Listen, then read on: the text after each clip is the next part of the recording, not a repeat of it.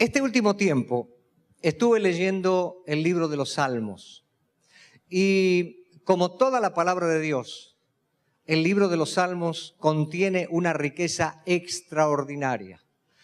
Leer cada versículo, leer cada capítulo, leer las experiencias que David tuvo en las guerras con sus enemigos, huyendo. Bueno, son cosas que uno se da cuenta de cómo David amaba al Señor y estaba seguro de su protección, de su cuidado. Pero conforme yo estaba leyendo el libro de los Salmos, un día llegué a un versículo y el Espíritu Santo me dijo, detente ahí. Tuve que volver a leer este versículo y volver a leer este versículo. No pude salirme de este versículo y me impactó espiritualmente. A partir de esto salió aquello que el Señor me dio para compartir hoy con ustedes.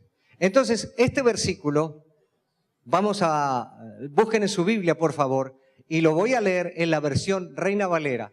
Está en el Salmo 119, 63. Salmo 119, 63. Lo voy a leer en la versión Reina Valera. Dice así la palabra de Dios. Compañero soy yo de todos los que te temen y guardan tus mandamientos. ¿Qué está diciendo el salmista? Que él es compañero de todos aquellos que temen al Señor. Guardar sus mandamientos significa que le obedecen, que acatan la voluntad del Señor, y entonces dice, yo soy compañero de esa gente. Repito, el Espíritu me impactó, y sobre todo con la palabra compañero.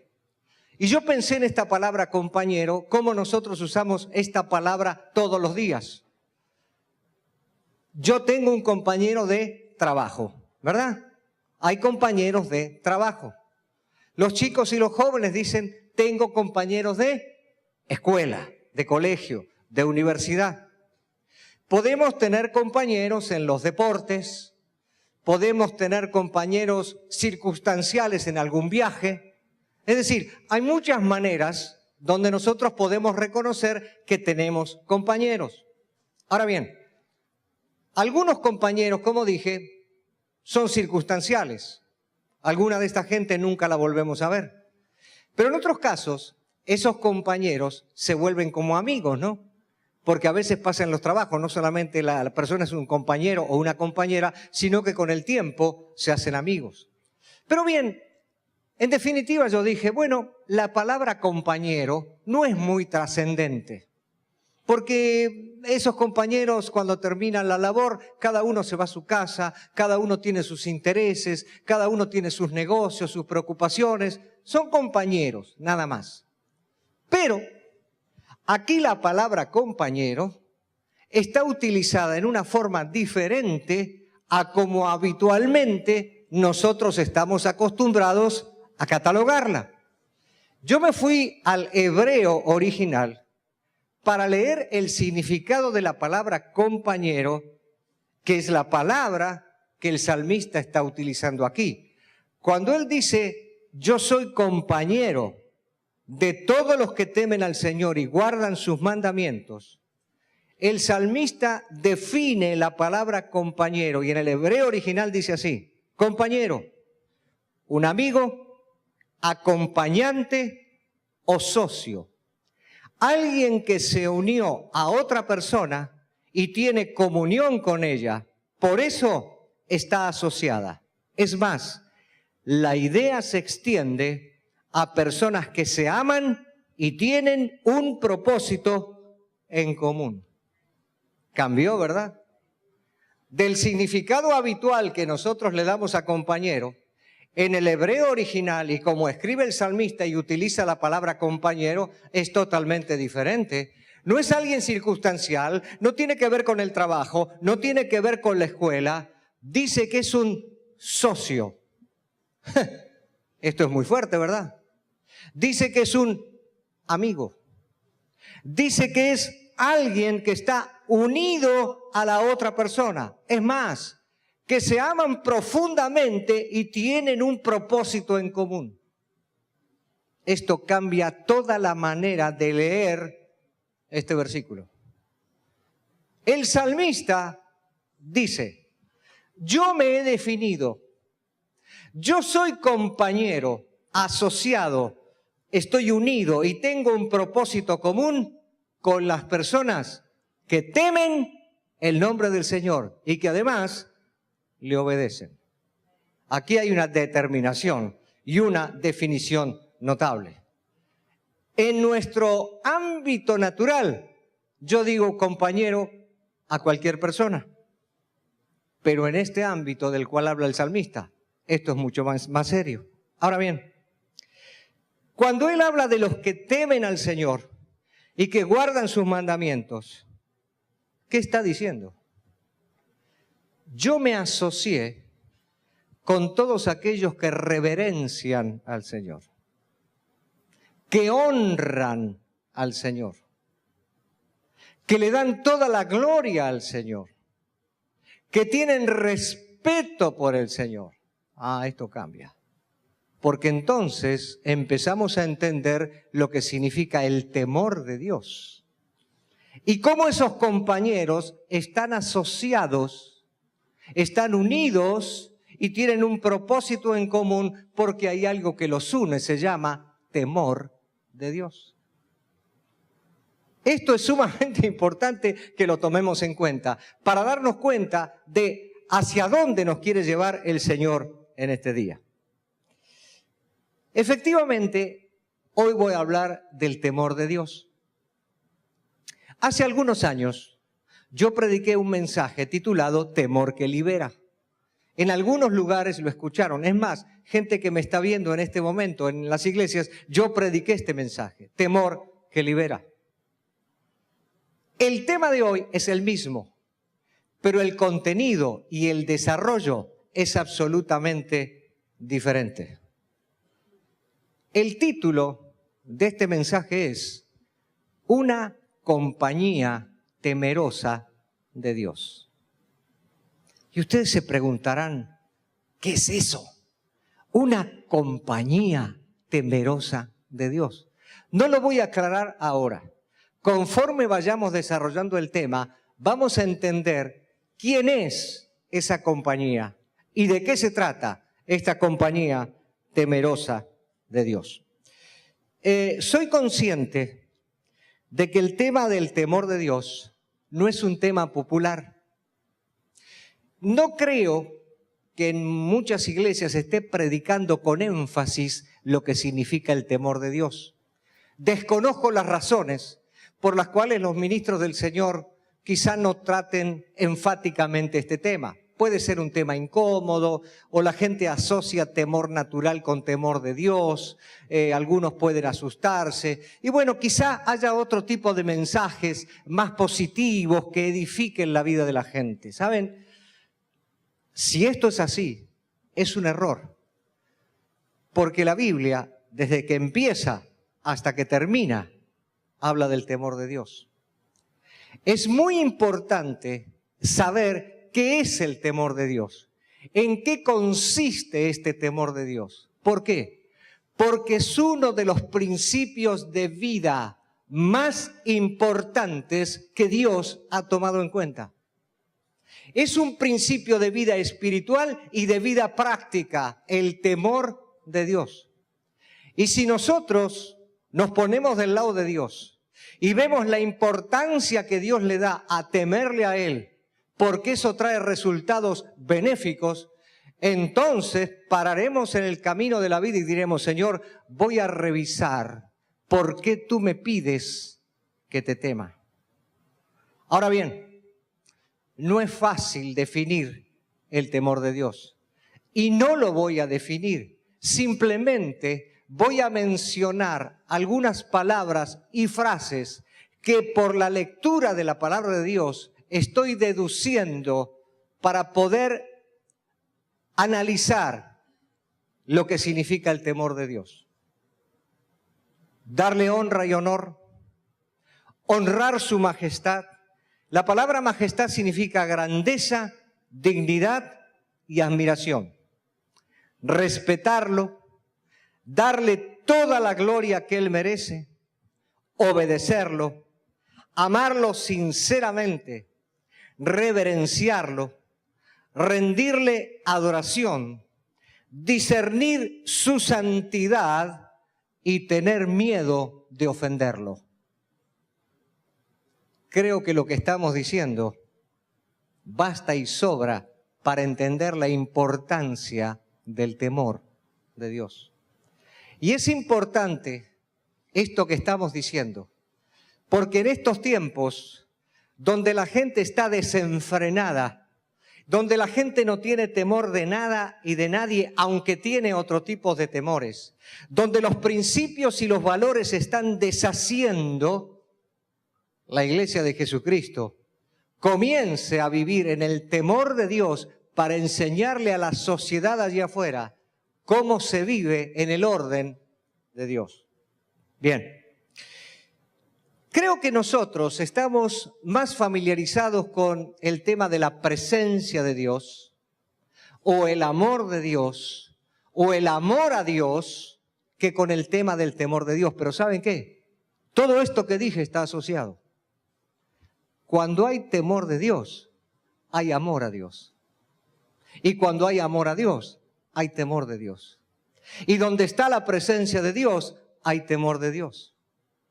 Por eso cuando Adán y Eva pecaron, y Dios llama a Adán y le dijo, ¿dónde estás? Dios no estaba preguntando en qué lugar físico estaba, porque Dios sabía. Dijo, ¿dónde estás? En tu interior, Adán, te perdiste. Perdiste mi temor. Por eso, ¿qué le responde Adán a Dios? Tuve miedo y me escondí. Ese miedo no era miedo de temor de Dios. No era miedo por haber ofendido a Dios habiendo escuchado la voz de la serpiente y desobedecido. Era un temor natural. Hasta ese momento no lo había. Pero cuando entró la desobediencia y entró el pecado, Adán y Eva inauguraron el temor natural. El temor de Dios protege, cubre la vida. Nos hace estar debajo de un paraguas y entonces hay asociación. Presencia de Dios, temor de Dios, amor de Dios. No lo podemos separar. Por eso podemos enfatizar la presencia. Yo vivo en la presencia de Dios. Sí, pero si no hay temor de Dios, la presencia está incompleta. Yo puedo decir, yo amo a Dios con todo mi corazón y con toda mi fuerza, pero pregunto, ¿y dónde está tu temor de Dios? Mi reverencia a Él, mi discernimiento de su santidad, mi respeto por Él, temor de ofenderlo. Muchas de estas cosas, la iglesia las perdió porque empezó a hacerse como el mundo, donde los principios y los valores son absolutamente diferentes a los que la iglesia tiene que vivir, para que la iglesia sea un modelo y el mundo pueda vivir de esa manera. Quiero comenzar a desarrollar el tema para que lo entendamos profundamente, aunque hoy no lo acabaré, es inacabable, leyendo un versículo muy gráfico para que entendamos beneficios y resultados del temor de Dios. Voy a leer Proverbios 19:23 en la versión Reina Valera 60. Proverbios 19:23. Dice así: el temor de Jehová es para vida, y con él vivirá lleno de reposo el hombre. No será visitado por el mal. Qué tremendo versículo. Cuando una persona vive temiendo al Señor, esto lo conduce, lo dirige a vivir de manera feliz y dichosa.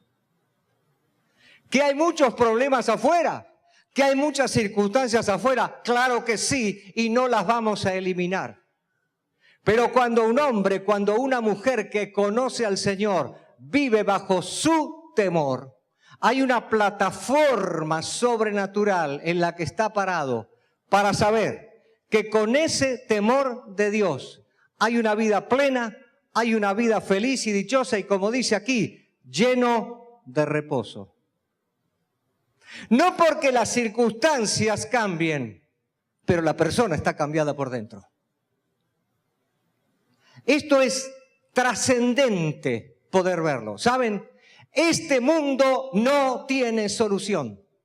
Seguirán los presidentes en todas las naciones, seguirán cambiando los ministros de economía, seguirán cambiando leyes, seguirán cambiando todo. Nada cambia el corazón humano sino solamente Jesucristo. Nada cambia la intención de maldad que tenemos los seres humanos, solamente Jesucristo. Por eso cuando vamos a Él le decimos: Señor, perdón por mis pecados, que tu sangre me limpie, que tu sangre perdone mis pecados. Entramos en una reconciliación con Dios y podemos llamar a Dios Padre. Señores, y lo dije hace pocos días, ¿saben cómo termina este mundo? Los elementos ardiendo serán quemados. Todas las cosas que tenemos, todo se quemará. Así termina este mundo. Pero los que creemos en el Señor, habrá cielos nuevos y tierra nueva donde mora la justicia. Ese es el futuro de la iglesia. No lo busquen las cartas, no lo busquen el tarot, no lo busquen los brujos. La Biblia se lo dice. Pero para eso es necesario conocer a Dios, tener temor de Él, obedecerlo y vivir de acuerdo a sus instrucciones. Cuando yo tengo este paquete completo, todo lo que miro en este mundo es pasajero. Todo lo que logro en este mundo es circunstancial. Qué bueno que pueda hacer esto, qué bueno que pueda hacer lo otro. Sí. Pero yo tengo otro lugar.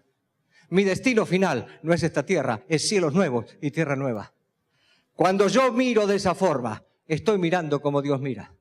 Por eso este hombre que teme a Dios, y David lo sabía, dice: vive lleno de reposo, feliz todos los días de su vida. ¿Qué logramos nosotros con que todos los días de nuestra vida se solucione un problema y el temor de Dios esté ausente, y el amor de Dios esté ausente, y la presencia de Dios esté ausente? Es importante lo que estamos viendo. Ahora bien, quiero aclarar algo, porque el versículo dice una frase que puede confundir. Dice que ese hombre no será visitado por el mal. Entonces voy a aclarar qué significa esa frase y voy a volver a leer Proverbios 19:23, pero ahora en la Nueva Traducción Viviente. Vamos a entender esa última frase. Dice así: el temor del Señor conduce a la vida, da seguridad y protección contra cualquier daño. Ahora cambia. Hay una protección, hay una seguridad. Y cuando venga el daño, porque puede venir, ahí está la cubierta, ahí está la seguridad, ahí está la protección. Repito este versículo: el temor del Señor conduce a la vida, da seguridad y protección contra cualquier daño. Ahora bien, bajo esta comprensión de beneficios y resultados que produce el temer al Señor, quiero que vayamos un momento al libro de Deuteronomio y veamos cómo actuó Dios con el pueblo de Israel. Deuteronomio, el capítulo 5 y el versículo 29, en la Nueva Versión Internacional.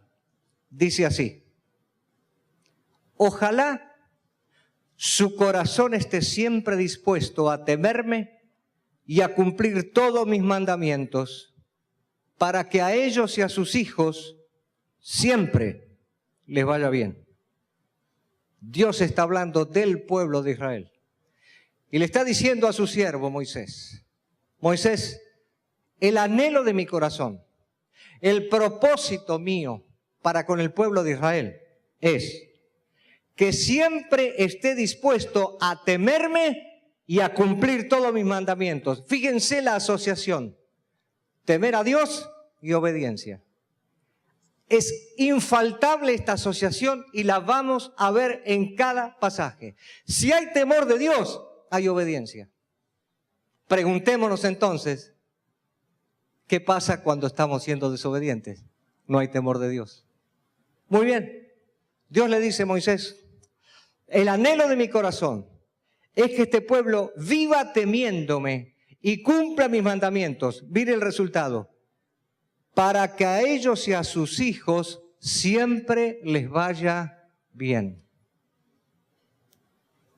¿Necesito agregar algo a esto? Ese es el corazón de Dios. Si ustedes me temen y me obedecen, a ustedes y a sus hijos les va a ir bien. Esto es Dios hablando, iglesia. Esto no es filosofía barata, esto no es motivación para vivir la vida. Esto es el profundo contenido de la vida vivida en Dios. Dios sí quiere que nos vaya bien, pero hay condiciones. Cuando nos apartamos del temor de Dios y desobedecemos sus mandamientos, no podemos decirle a Dios, ¿y por qué no me va bien?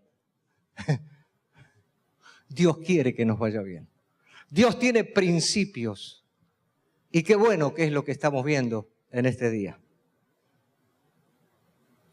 Quiero continuar con dos ejemplos que son opuestos al temor de Dios, para que entendamos cómo es el temor de Dios.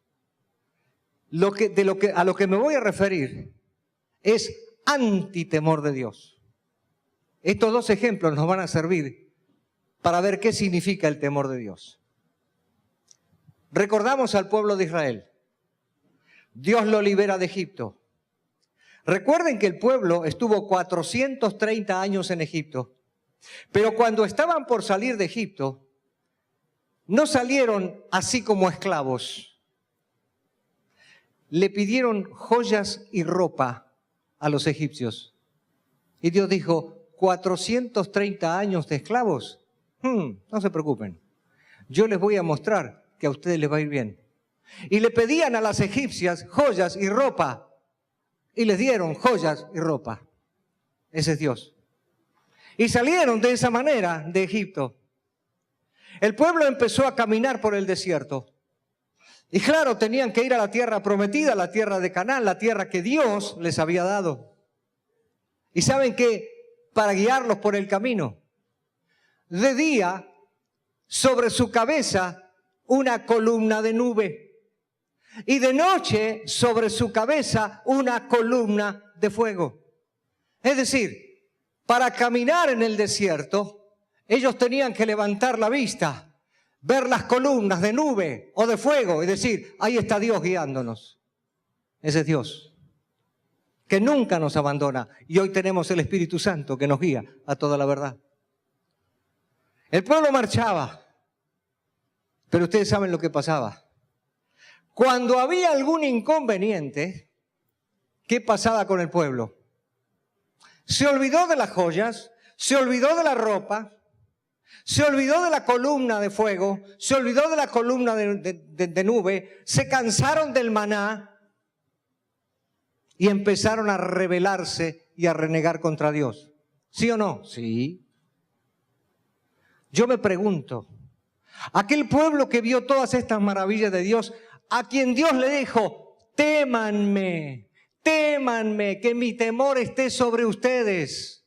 En el momento de la circunstancia, ellos le volvían la espalda a Dios. Es más, se volvieron idólatras, ¿sí o no?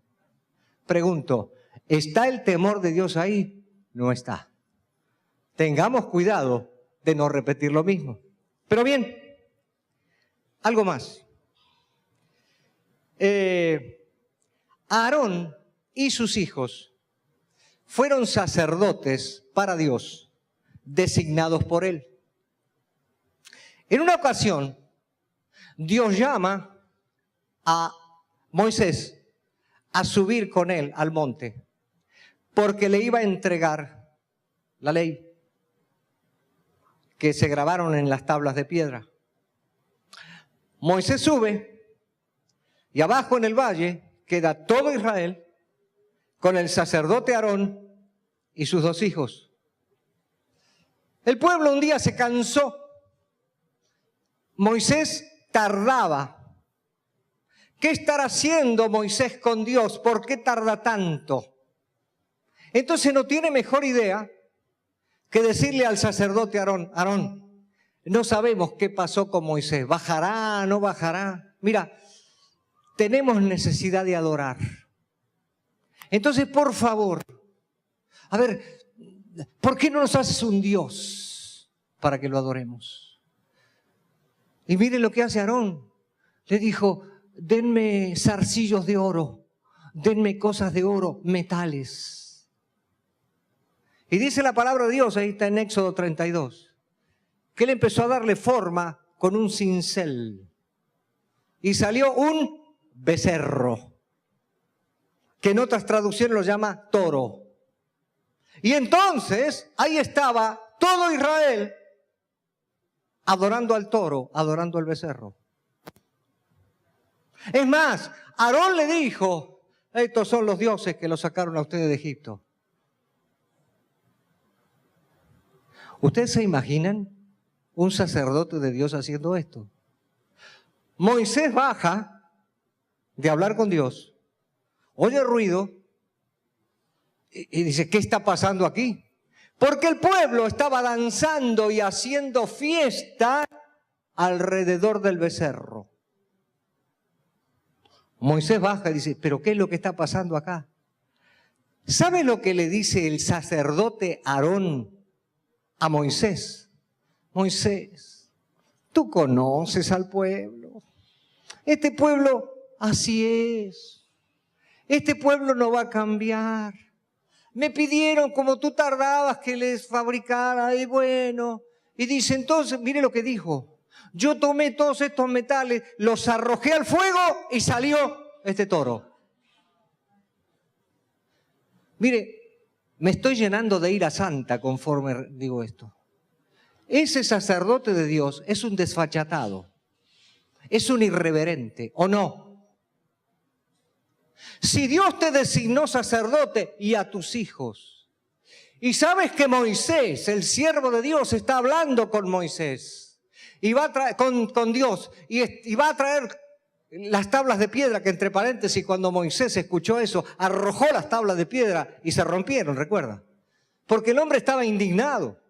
¿Cómo puede ser que un sacerdote, un ministro de Dios, con sus hijos, haga caso del pueblo y le diga, tráiganme oro, tráiganme metales, y bueno, quieren adorar, adoremos? Eso es antitemor de Dios. Cuando quiero quedar bien con la gente, pero no quiero quedar bien con Dios. Entonces yo jamás puedo pedir que me vaya bien.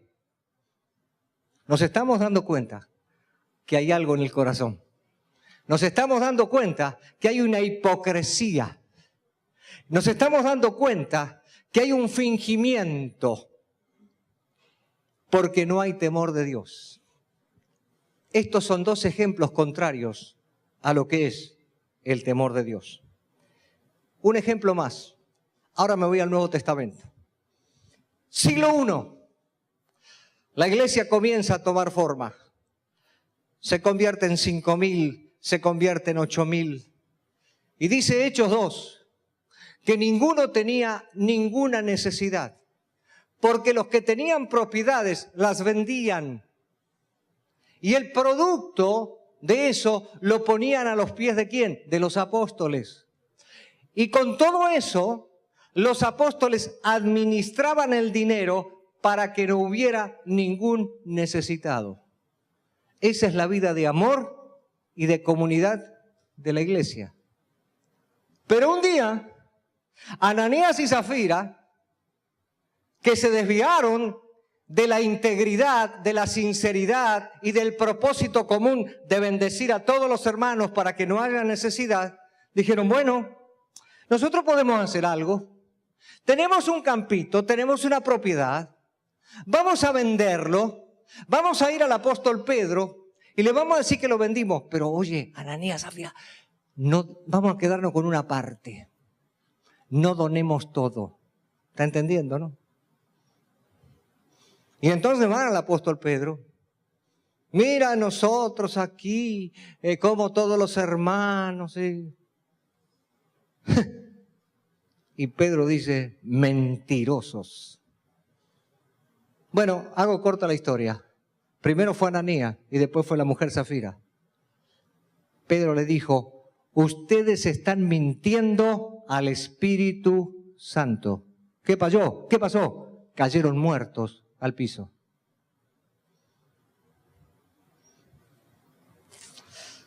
Mire, hermano, esto que voy a decir corre por mi cuenta. Pero si la iglesia tuviera temor de Dios como debe ser, hoy en día veríamos muchas cosas. No sé si me está entendiendo. Que tienen que ver con la justicia y el juicio de Dios. No se puede jugar con Dios de esta manera. Aquellos cayeron muertos porque mintieron al Espíritu Santo. ¿Hubo temor de Dios en Ananías y Zafira? No lo hubo. Ahora quiero hacer una aclaración importante para que no creamos que esta es la generalidad. Ananías y Zafira desviaron su corazón. Pero quiero leerles lo que dice la palabra de la vida de la iglesia en ese tiempo. Hechos de los Apóstoles, capítulo 9, versículo 31. Lo leo en la versión 60. Entonces, las iglesias tenían paz por toda Judea, Galilea y Samaria, y eran edificadas, andando en el temor de Dios, y se acrecentaban fortalecidas por el Espíritu Santo. Este versículo es definitorio. Aquí no hay lugar a dudas. Las iglesias tenían paz. ¿Dónde? Judea, Galilea, Samaria. Y eran edificadas. ¿Cómo? Andando en el temor de Dios. Pero además se acrecentaban fortalecidas por el Espíritu Santo. Es decir, este es el común denominador de la iglesia. El temor de Dios estaba sobre toda la iglesia. No estaba en discusión. No era con algunos sí, con algunos no. Los que fueron no, fueron destruidos. Pero las iglesias crecían, se edificaban, andando en el temor de Dios. Este patrón del temor de Dios fue para Israel y lo sigue siendo para la iglesia de Jesucristo. Ahora, claro, una reflexión.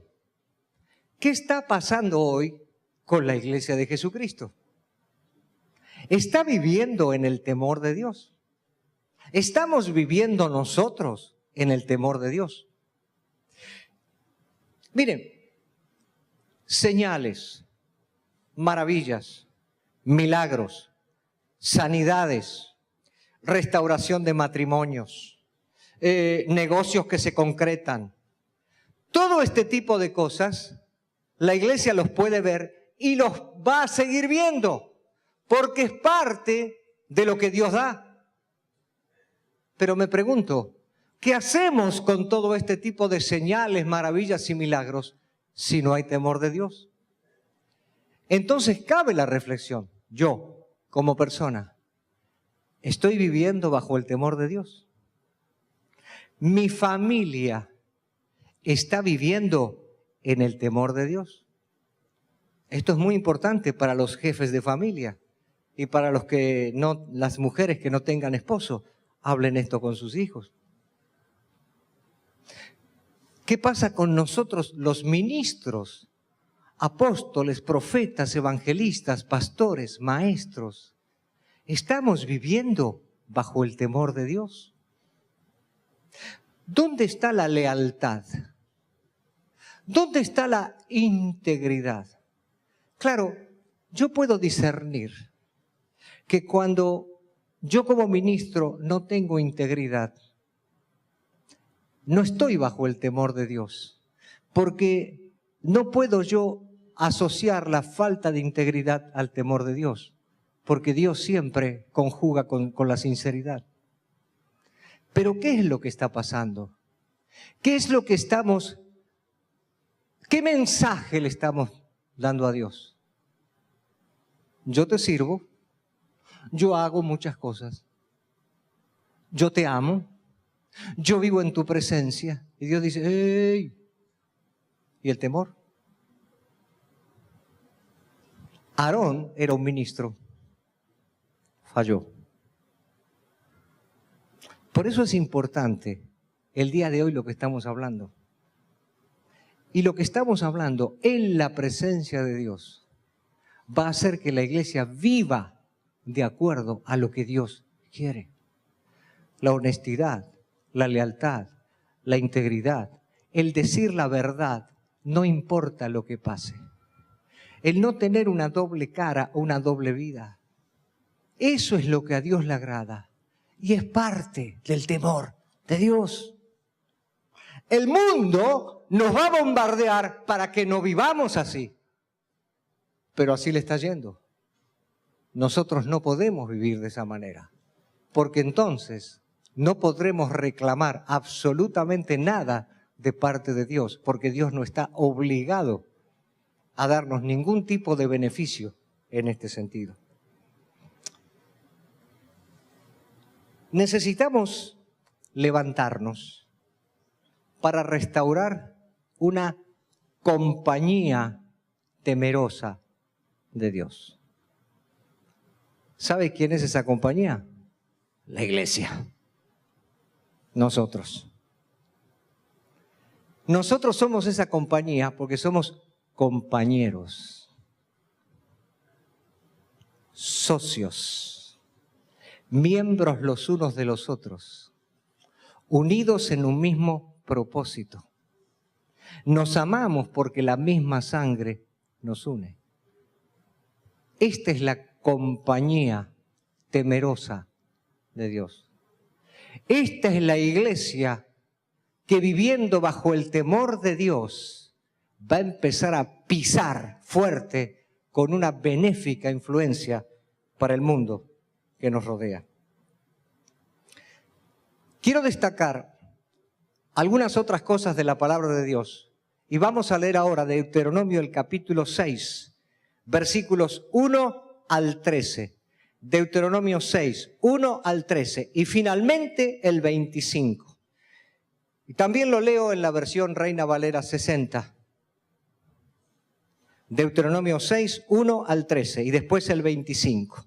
Dice así: estos pues son los mandamientos, estatutos y decretos que Jehová vuestro Dios mandó que os enseñase, para que los pongáis por obra en la tierra a la cual pasáis vosotros para tomarla, para que temas a Jehová tu Dios, para que temas a Jehová tu Dios, guardando todos sus estatutos y sus mandamientos que yo te mando, tú, tu hijo y el hijo de tu hijo, todos los días de tu vida, para que tus días sean prolongados.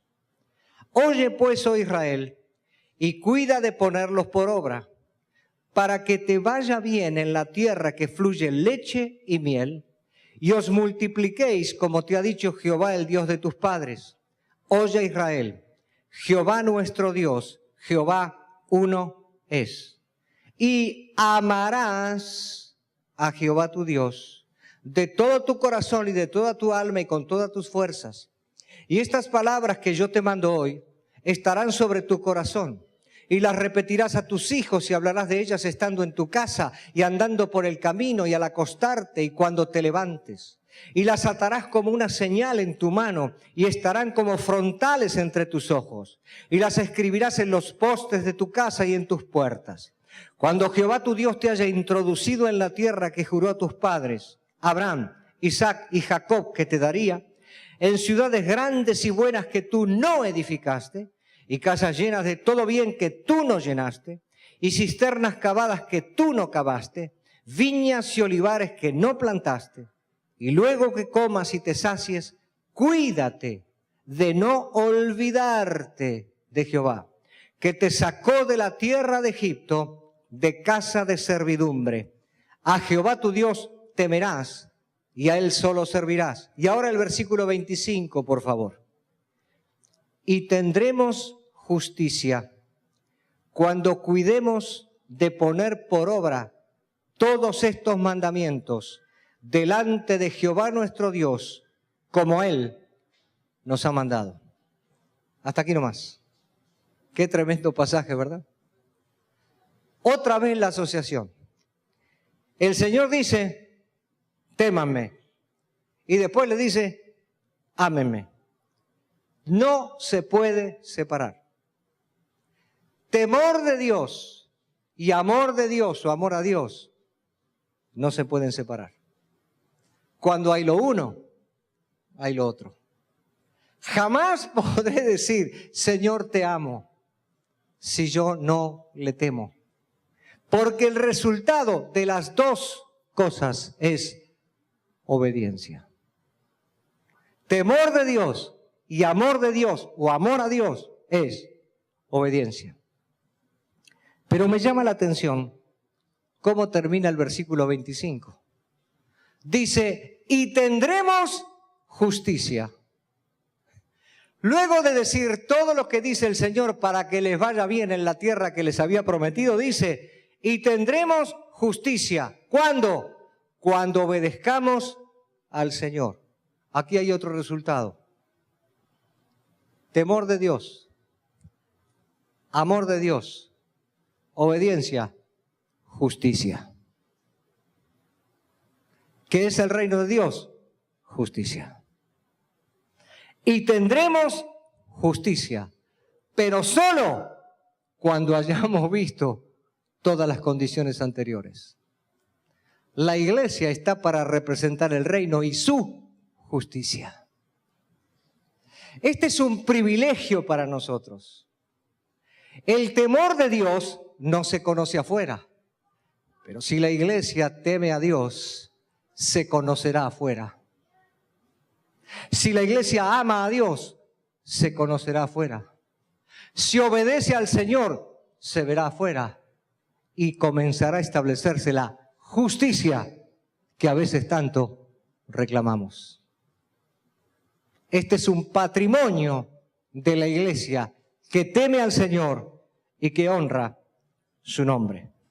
Quiero hacer solo una mención, no busquen este pasaje, pero en Lucas 6:46, no lo vamos a leer, el Señor dice, ¿por qué me llaman ustedes Señor, Señor y no hacen lo que les digo? ¿Por qué ustedes me llaman Señor y no hacen? Quiero decir lo que significa aquí la palabra Señor. La palabra en griego es Kyrios. ¿Y sabe qué significa? Supremo en autoridad, dueño, amo absoluto. ¿Por qué ustedes me dicen, eres supremo en autoridad?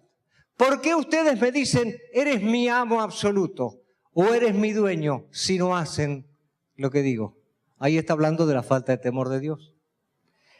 ¿Por qué, dice el Señor, si reconocen eso, no lo hacen? Ahora bien, miren, nosotros podemos reconocer el señorío del Señor, pero cuando retenemos para nosotros el control de nuestras vidas, esto se transforma en una irreverencia ante el Señor. Y los frutos de nuestra vida, lejos de ser los que están emparentados con el fruto del Espíritu Santo, pasan a demostrar que todo aquello que estamos viviendo no es real. El Señor dijo, por sus frutos ustedes los conocerán. Mi hermano, si usted quiere ver fruto en su vida de algo de cambio, entonces tiene que preguntarse, temor de Dios, amor de Dios, presencia de Dios, obediencia, justicia. ¿Cómo está todo eso en mi vida? Cuando yo reflexiono de esa manera, estoy siendo responsable ante Él y le estoy diciendo, no retengo para mí el control de mi vida. Por eso tú eres mi dueño absoluto. Tú eres mi amo. Es más, tú me compraste. Y si yo compro algo, con ese algo que compré, hago lo que quiero. El Señor a nosotros nos compró. Nosotros no nos pertenecemos. Por eso la palabra Kyrios, Señor, es dueño, amo absoluto, autoridad suprema. No retener ningún control de nuestra vida. Miren, ¿qué le pasó a Adán cuando desobedeció? Tuvo temor natural. Se alejó de la presencia de Dios, que era su hábitat normal. Mucha gente ha confundido el temor de Dios y vive alejado de la presencia de Dios, porque dice, no, Dios es fuego consumidor, horrenda cosa es caer en las manos del Dios vivo. Por favor, lea su Biblia para conocer a Dios. Claro que lo dice, pero usted tiene que ver en qué contexto dice eso. Escuche, el temor a Dios no me aleja de su presencia, me acerca a su presencia. Yo vivo en la presencia de Dios. ¿Por qué me alejo? Porque cuando yo no estoy viviendo de esta manera, claro que hay una conciencia que mueve el Espíritu Santo para hacerme ver. Regresa. Dios te ama. Tiene mucho para ti. En definitiva, amados, Dios sigue teniendo beneficios para nosotros. Pero necesitamos verlo hoy a la luz de esta compañía temerosa de Dios. Ahora quiero leer algunos versículos puntuales. Casi los voy a leer sin comentarios, porque sé que son tan poderosos y la palabra de Dios está haciendo su efecto que no necesito comentar demasiado. Pero son joyas de la palabra de Dios para que vivamos llenos de reposo, para que nos vaya bien no solamente a nosotros, a nuestros hijos y a las siguientes generaciones hasta que el Señor venga. Y para que siempre vivamos en la presencia de Dios, amándole a Dios y temiéndole. El Salmo 34:9 lo leo en la Nueva Versión Internacional. Salmo 34:9. Teman al Señor, ustedes sus santos, pues nada les falta a los que le temen. ¿Cuál es el resultado del temor ahí? Nada les falta a los que le temen. Palabra de Dios. Ahora leo el Salmo 25:14. En la versión 60. Salmo 25:14.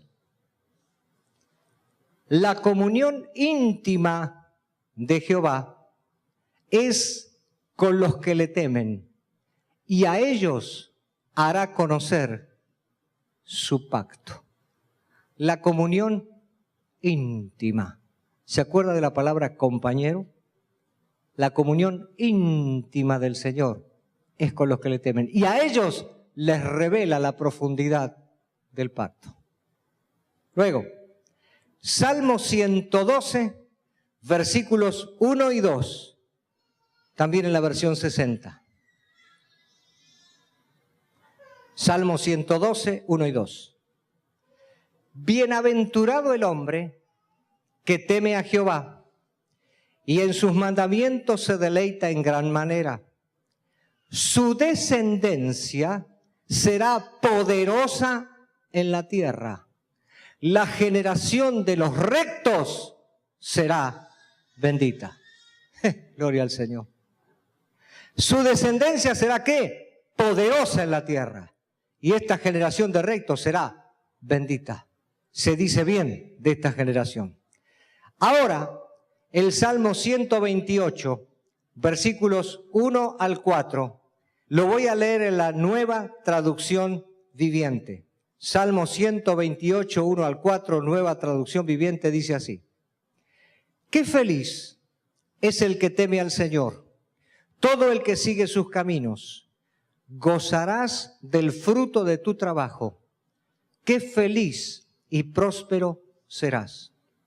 Tu esposa será como una vid fructífera, floreciente en el hogar.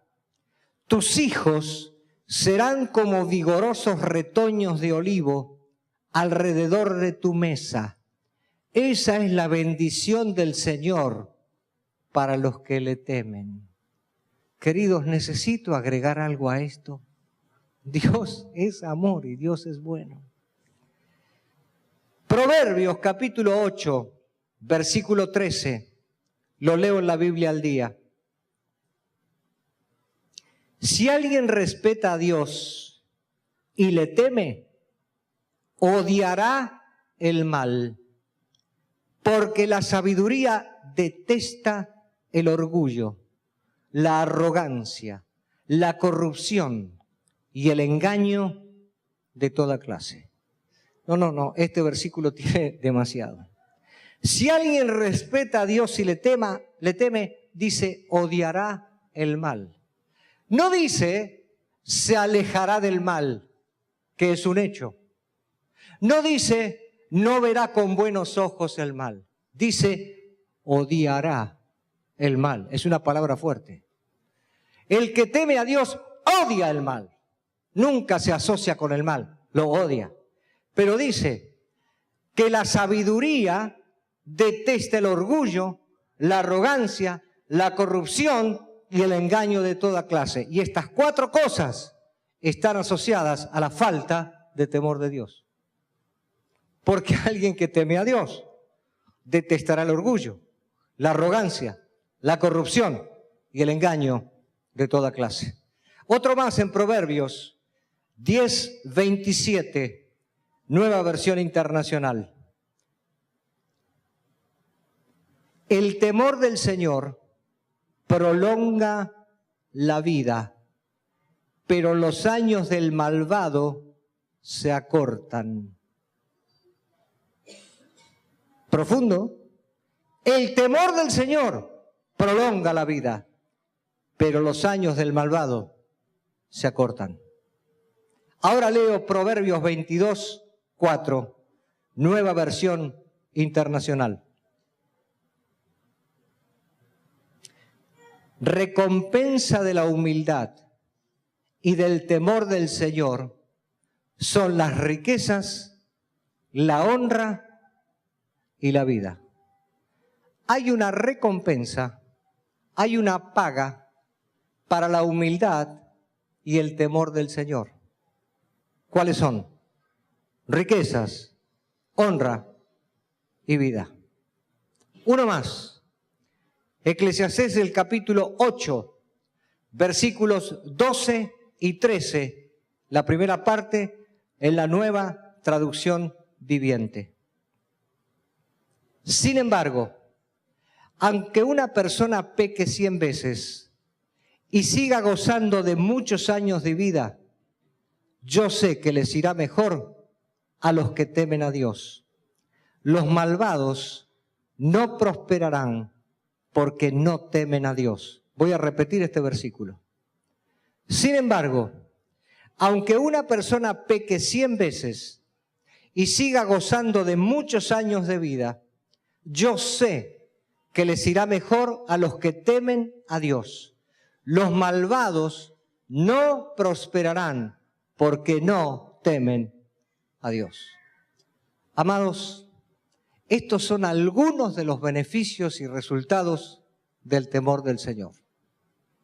Creo que haber repasado estos versículos afirma la imperiosa necesidad de levantar una compañía, una iglesia temerosa del Señor.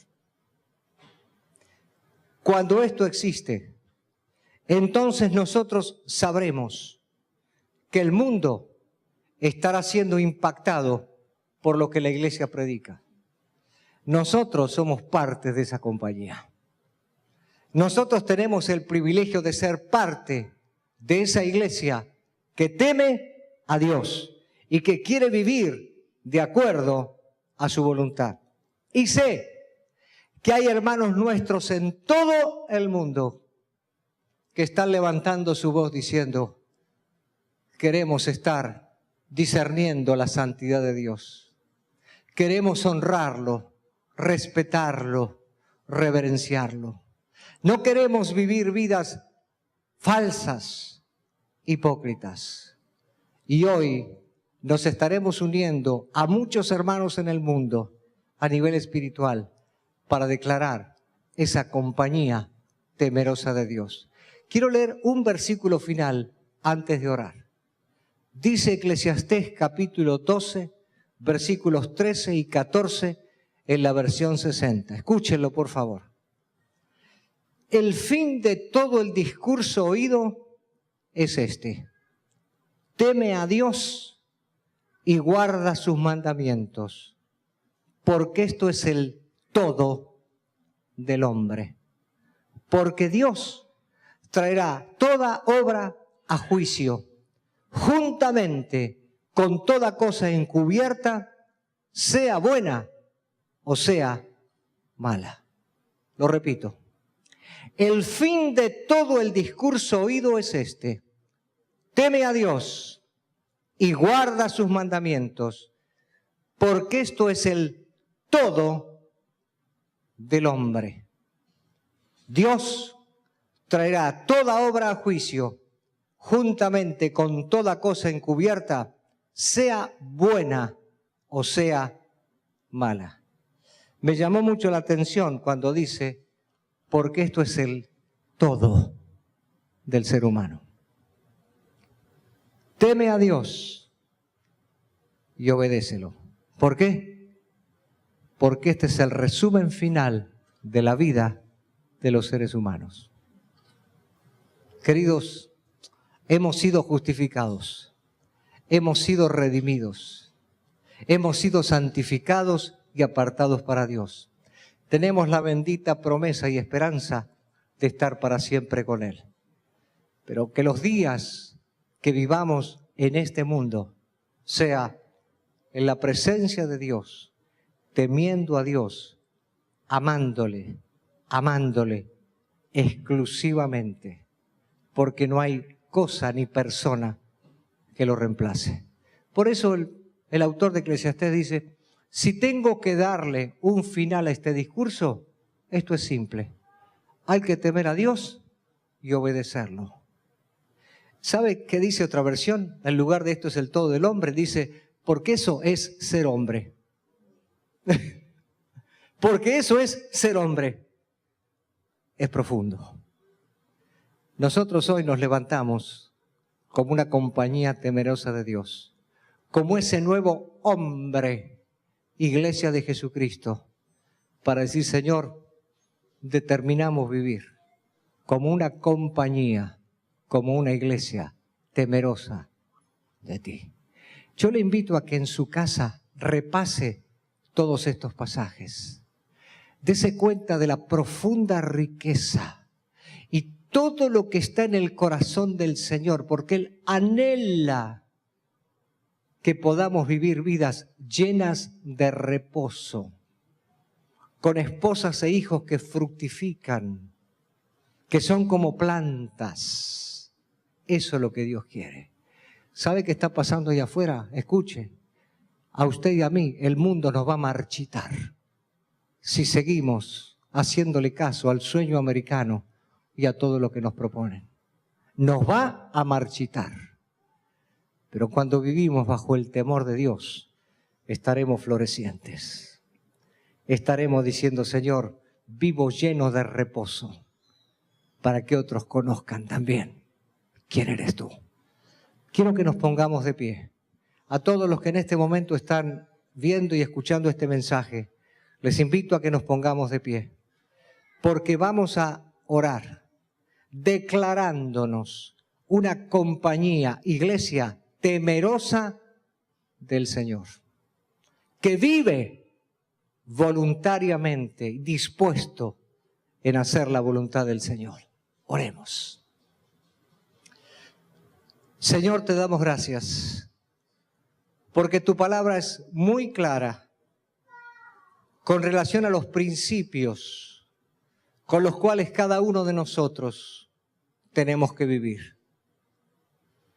Te damos gracias, Señor, porque cuando el Espíritu nos habla, nosotros nos damos cuenta que las palabras que salen de tu boca son palabras de bien y no de mal. Vimos, Señor, ejemplos tristes en la antigüedad de gente que no te temió, que deshonró tu nombre.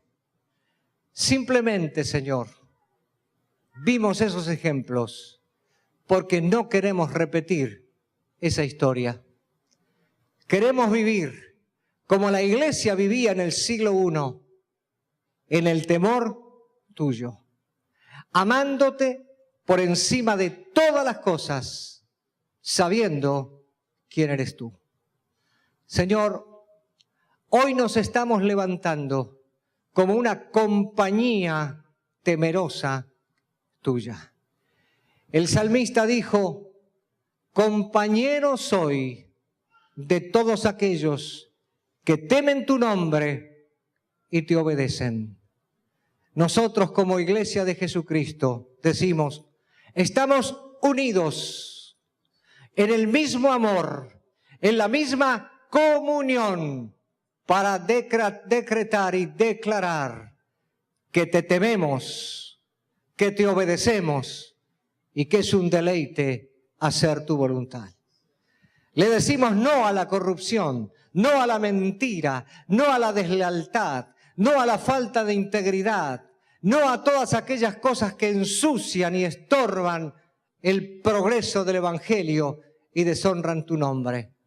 Señor, queremos mirarte hoy cara a cara y decirte, Señor, examina mi corazón y quiero a partir de hoy vivir una vida temerosa de ti.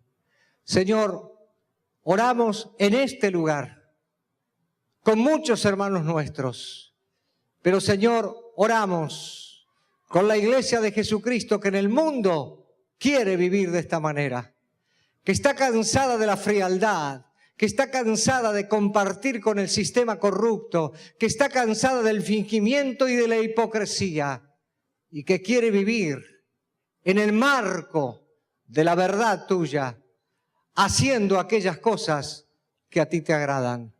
Y hoy nos levantamos y desde este lugar te proclamamos, Señor, Kyrios, autoridad suprema, gobernador, dueño, amo absoluto de cada una de nuestras vidas, comprados por la sangre de Jesucristo, y esperamos el día en que cara a cara nos rindamos a tus pies y te demos toda la alabanza y toda la adoración que tú mereces. Mientras estamos en este mundo, vamos a caminar bajo el paraguas del temor de Dios. Compañía, iglesia temerosa de Dios, que busca siempre el bien de su nombre. En su nombre oramos, honrándote en todo. Amén, Señor, y amén. Te bendecimos, Señor. Damos gracias al nombre de Jesús. Amén. Gracias.